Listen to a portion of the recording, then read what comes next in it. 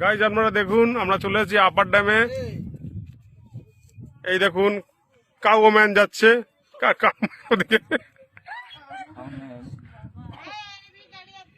দিদি ভাই আর দাদা ভাই রয়েছে এখানে। সাবস্ক্রাইব করবেন সবাই, লাইক করবেন আর শেয়ার করবেন।